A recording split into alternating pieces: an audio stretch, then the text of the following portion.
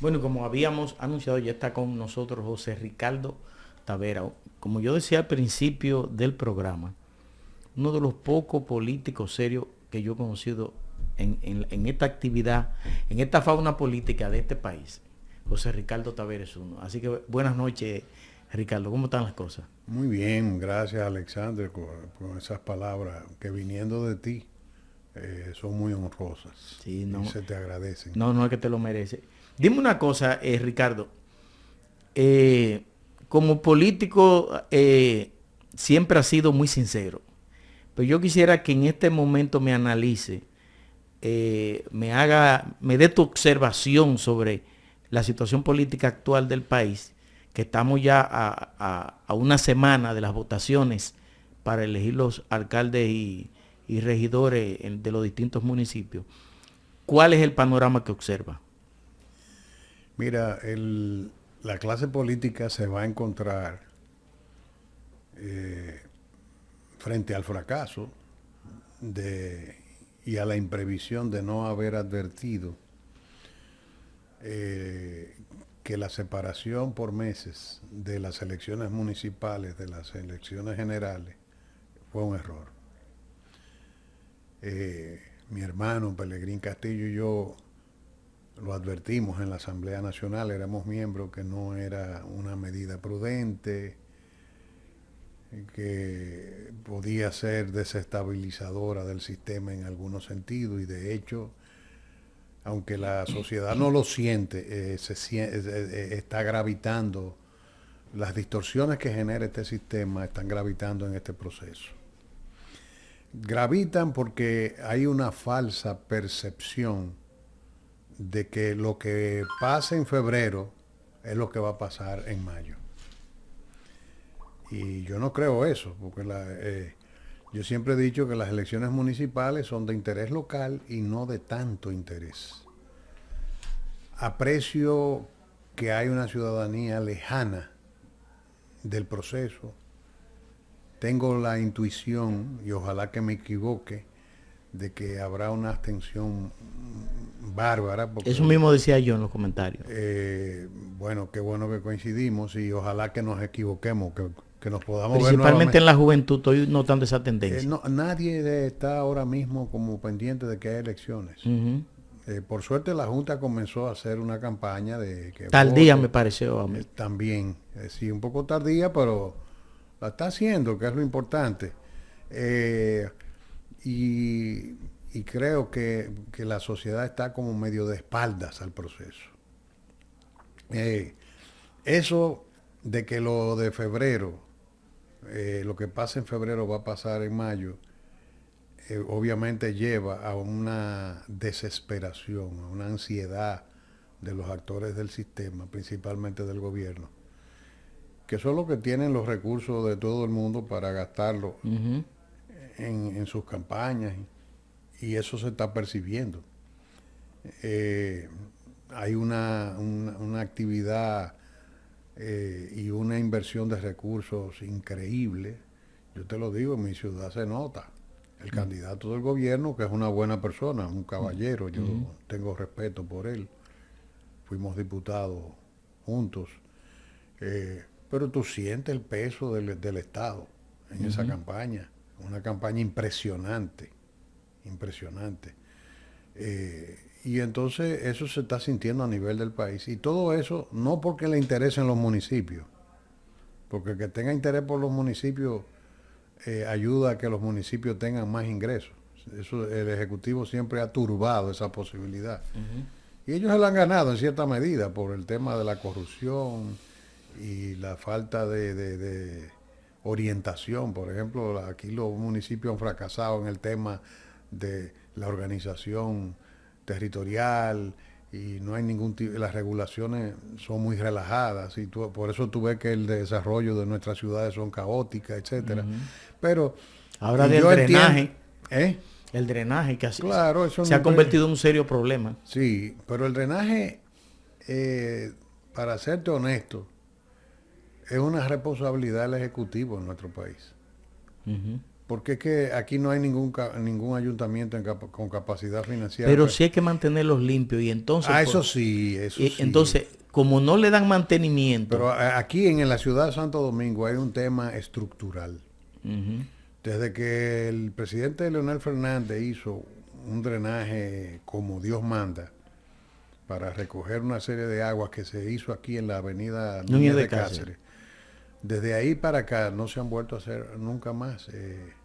Y resulta obvio que esa zona de la ciudad donde se produjo el desplome hacía falta hacer una intervención, porque es que la naturaleza nos avisó. Uh-huh. Ese desplome se produjo después de haber un primer evento. Sí, sí. Entonces, o sea, hay una combinación de responsabilidades, ciertamente, incluso de la ciudadanía. Porque la ciudadanía que vota, echa basura en la calle, tiene su cuota. O sea, uh-huh. Pero la autoridad, claro, consciente de que eso es así, no tiene una política, primero, para que el ciudadano deje de hacer eso. Segundo, para dar mantenimiento a esas obras. Y tercero, para hacer las inversiones. O sea, esta ciudad de Santo Domingo, por ejemplo, está construida sobre un pozo séptico gigante. Aquí no hay drenaje, porque nadie quiere invertir en el subsuelo, uh-huh. porque esas obras no se ven.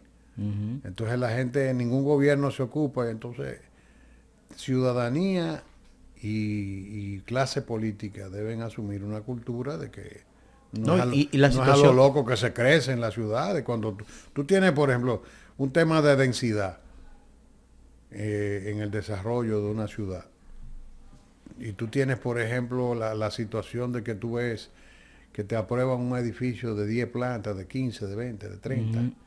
y esos edificios que te aprueban van a vivir tantas personas.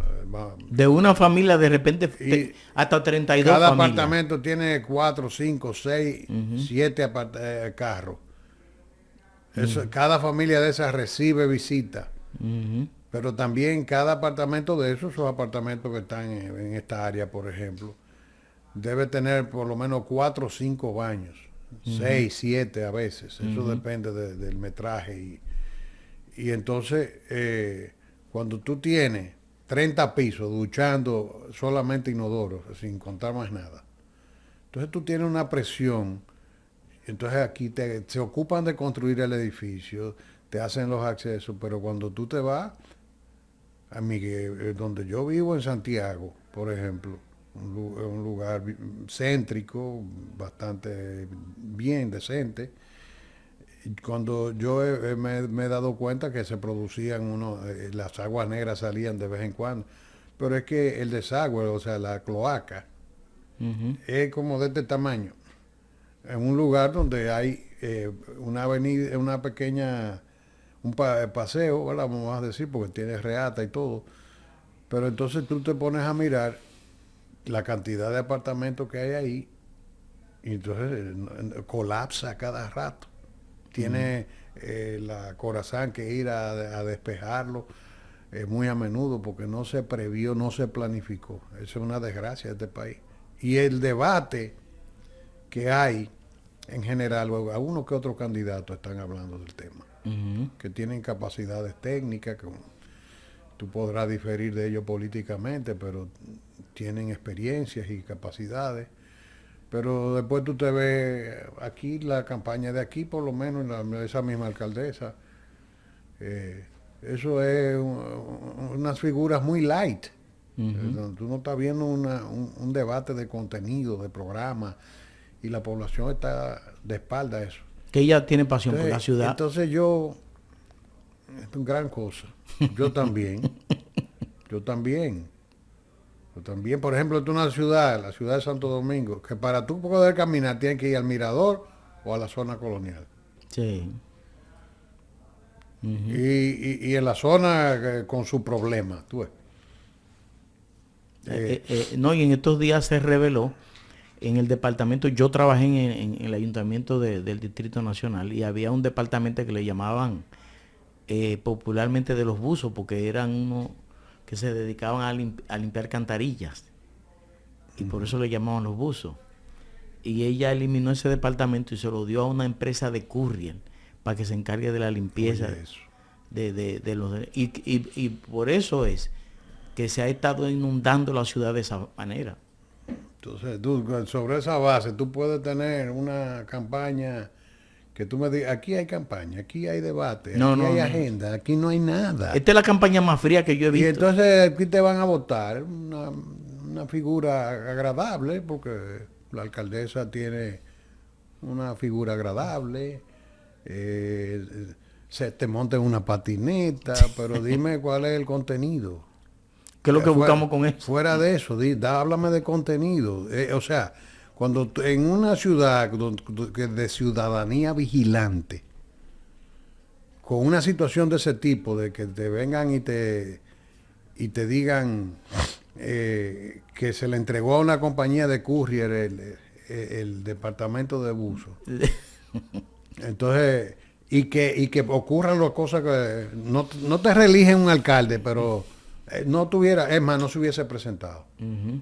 Pero nosotros como ciudadanos también tenemos que ser conscientes de que nosotros tenemos un peso de responsabilidad. Sí. Porque no nos involucramos en analizar ese tipo de cosas. Yo espero que los amigos teleradio oyentes que nos están escuchando que reflexionen. O sea, está bien la política, pero y su deber de reflexión sobre por quién usted va a votar. Estas elecciones ameritan un gran... Hasta del narcotráfico se ha hablado en estas elecciones. De todo. En esta campaña, digo. Sí, pero es que el narco está metido porque... ¿Tú piensas que hay dinero del narco? Ciertamente. Siempre lo hay. Siempre lo hay. Es que los partidos, con el sistema está estructurado para poner el dinero como eje. Entonces, cuando tú colocas en un sistema político el dinero como eje de todo, tú no puedes aspirar que el que lo tiene no gravite.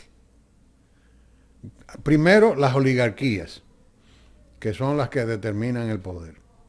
Tú sabes que aquí David Collado fue alcalde porque le compraron las elecciones. Claro, y el partido de gobierno puso sus estructuras a votar por el alcalde que la oligarquía eligió.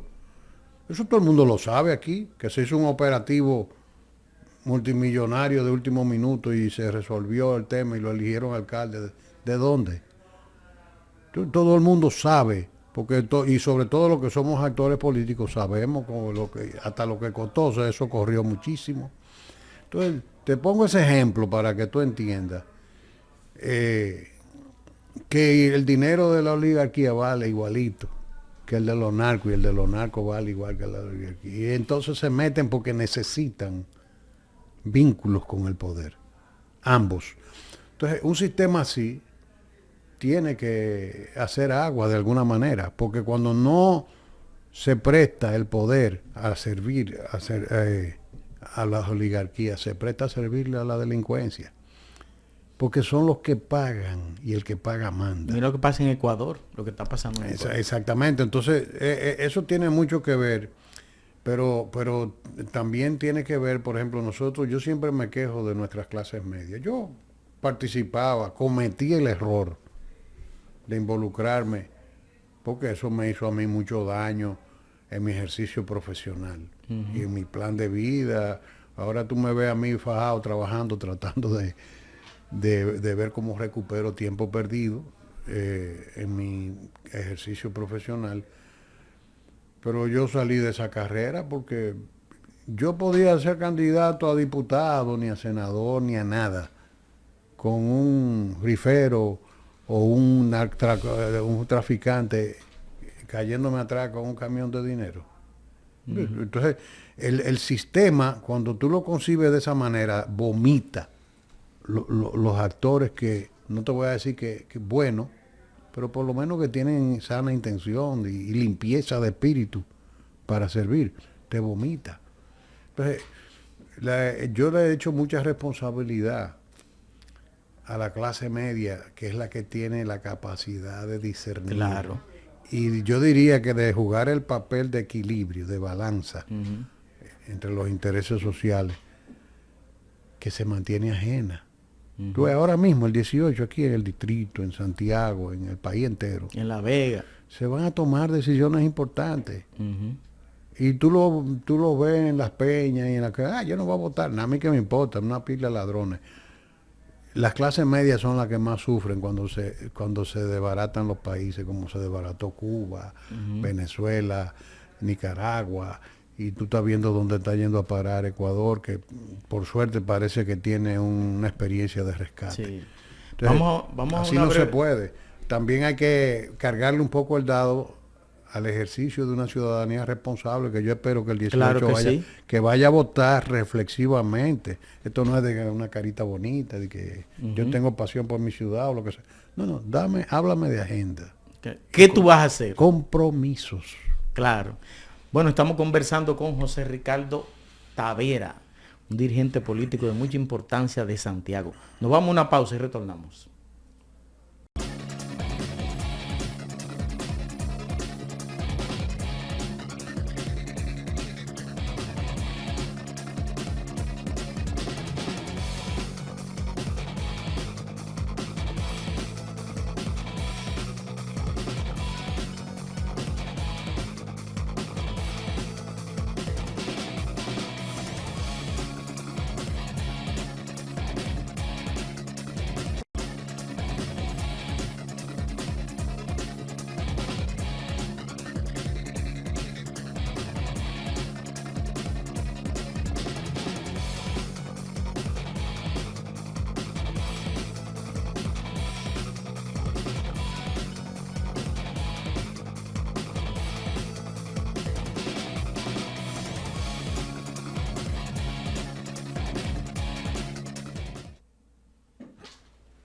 José Ricardo, como es director de migración,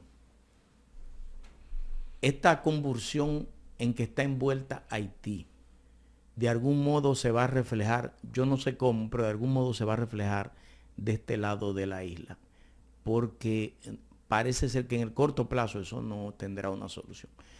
¿Qué prevé así, por tu experiencia?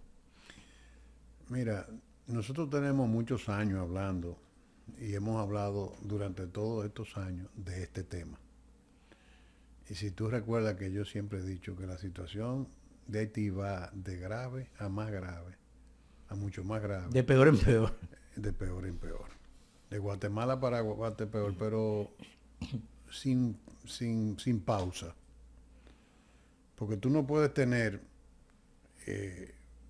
una chispa ardiendo en medio de un almacén de combustible y de pólvora y de una casa mata repleta, ¿verdad? Sin esperar que en algún momento se pueda producir una explosión impredecible. Y entonces, eso es lo que está pasando en Haití. En Haití hay una chispa ardiendo en medio de una casa mata nuclear. ¿Por qué? Porque ahí no se está haciendo absolutamente nada. La comunidad internacional ha agotado el tiempo y los recursos de la manera más irresponsable que se puede hacer. Ahí estuvo la MINUSTAH y la otra de acompañamiento en Haití, y la MINUSTAH sale en el 2017. Pero sale después de una ocupación de unos 14 o 15 años, no recuerdo exactamente, en las que se invertían 800 millones de dólares todos los años para sostener unas tropas ahí, cuyo único legado fue la enfermedad, el cólera. El cólera. El único legado fue ese. Cuando se le increpaba a las tropas de la MINUSTAH que por qué no intervenían en el tema de la interdicción de la droga, una serie de cosas, no. Ellos no hacían nada, porque el mandato de ellos era exclusivamente sostener la democracia, entre comillas, haitiana. Y cuando hablamos de democracia era sostener al presidente de la República.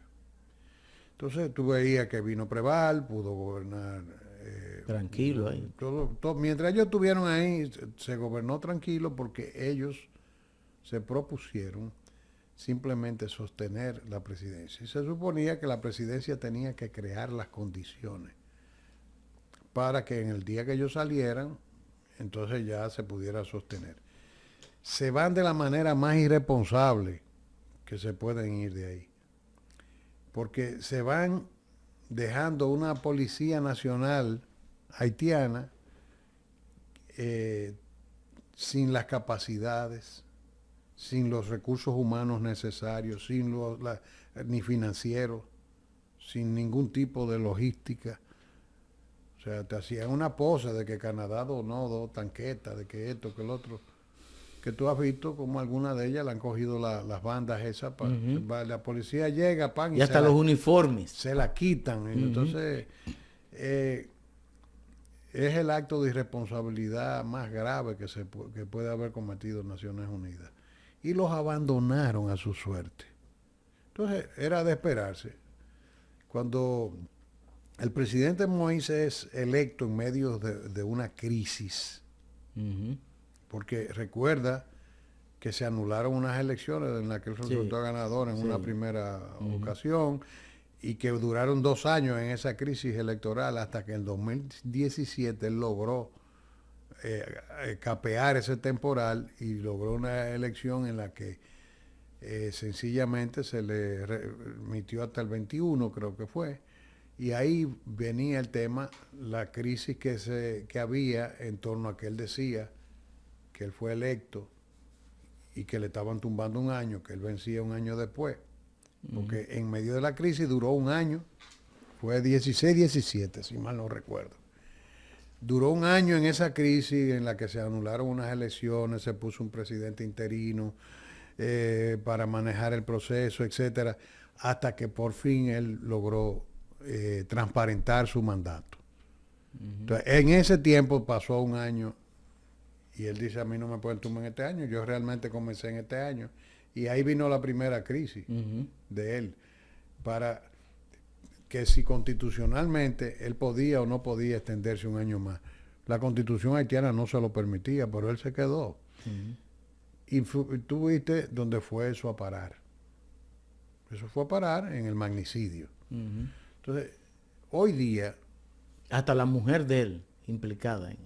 Eso están hablando, hay una teoría de que... Un juez incluso la citó por el caso. Sí, es posible, o sea, ahí yo no puedo... Ella está escondida en Estados Unidos, pero un juez en Haití a ella y a Joseph, ¿cómo es? Claude Joseph. A ellos dos, como parte de la trama para asesinarlo. Y un juez lo está citando a los dos. Bueno, hay que esperar que eso avance, pero han estado citando a muchas personalidades, lo cual no significa que estén vinculadas. Yo no sé. Pero a ellos lo están, o sea, el juez lo está citando como cómplice. Bueno, eso es posible. Sería muy grave esa situación. Porque el problema es que la tienen como sospechosa porque ella sobrevive. Sí. De una manera inexplicable, pero habría que ver. Vamos a esperar que eso avance, porque no es un tipo de una situación. ¿Y lo de Kenia? Es una situación tan grave que yo no me atrevo ni siquiera a sugerir que eso sea así, porque no me lo quiero imaginar, pero no lo dudo. ¿Y lo de Kenia? ¿En qué piensa que parará eso? Porque hay un tribunal que tiene parado.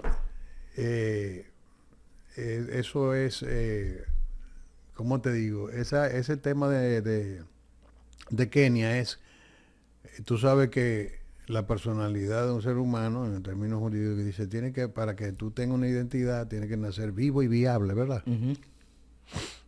Entonces, esa resolución que autorizó la intervención de Kenia nació viva, pero no viable. Eso no va a ningún lugar. Ya hoy día sabemos. Primero, eso ha generado problemas en Kenia.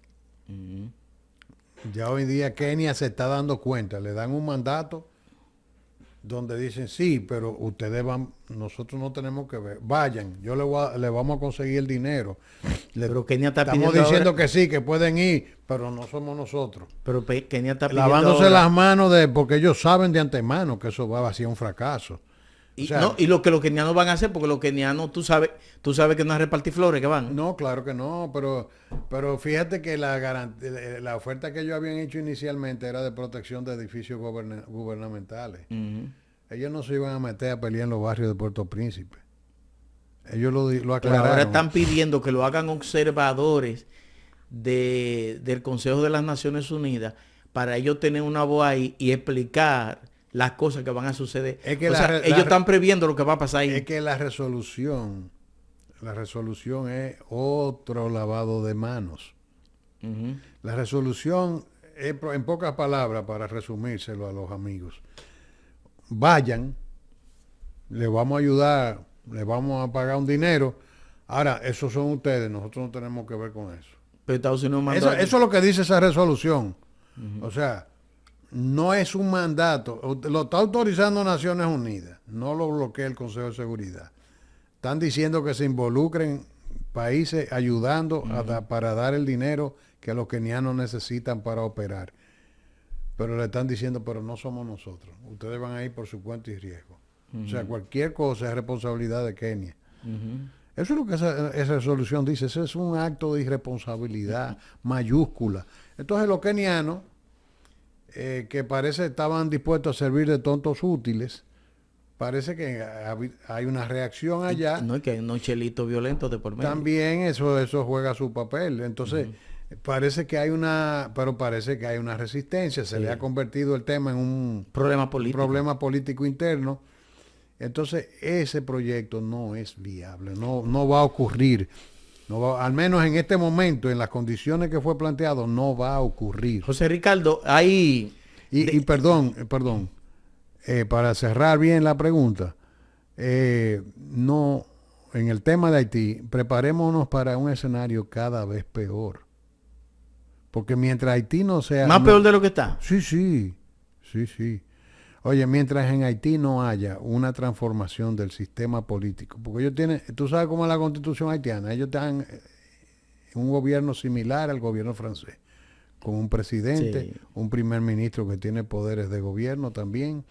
Entonces, dime tú, en Haití, donde la palabra concertación no se conoce, eso es extremadamente complejo. En mi residencial había un conserje que es de origen haitiano y él dice, para que haya un acuerdo entre dos haitianos, hay que matar a uno. Y él es haitiano. Bueno, eso es una expresión muy popular en Haití. Sí. Se le atribuye al general Nanfi, cuando salió del poder, fue evacuado por vía de República Dominicana. Sí, yo recuerdo. Y sí. llegó al cuartel de Jimaní acompañado de 2 personas, porque lo evacuaron por vía aérea, llegó ahí. Y desde ahí entonces obviamente lo trasladarían, eventualmente fue a vivir a Panamá. Y entonces cuando estaban ya ahí, ya sentados, dice, bueno, me contó el oficial dominicano que estaba ahí, de decán de él, que él hizo así, abrió los brazos y dijo, bueno, ¿qué podemos hacer? En Haití, para poner 2 personas de acuerdo hay que matar uno. Eso, y yo se la atribuía a Nanfi, pero resulta que me he enterado sobre la marcha que es una expresión muy popular en Haití. Entre los haitianos. Mira, Ricardo, ¿qué significa esta candidatura de Leonel Fernández? Que pienso que sería la última, porque ya Leonel tiene 70 años. Y en esta semana... Ven acá, ¿tú de dónde vivías? ¿Tú no te acuerdas de Balaguer? Sí. Mira, José Ricardo... Te echaba un discurso de 5 minutos y te sacaba el 25%. Sí. Eso era un caso especial, pero... Sí, no, eso es así. Hay un rumor de que hay una famosa encuesta que debió haber salido hace 2 semanas y no salió porque supuestamente estaban muy cerca el presidente Luis Abinader y Leonel Fernández. Y en este año, todo ese río de encuestas que se estaban publicando se han frenado de golpe. qué está pasando cómo ve el proyecto de poder hacia mayo.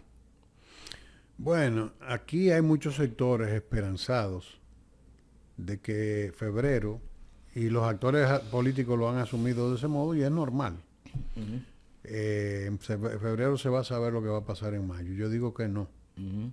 Yo tengo más de un año diciendo que esa es una percepción errónea. Sí, porque son votaciones locales. Tiene sentido, porque no lo estoy diciendo, claro. No digo que es descabellada, Uh-huh. porque obviamente puede ser una expresión de, eso no es descabellado.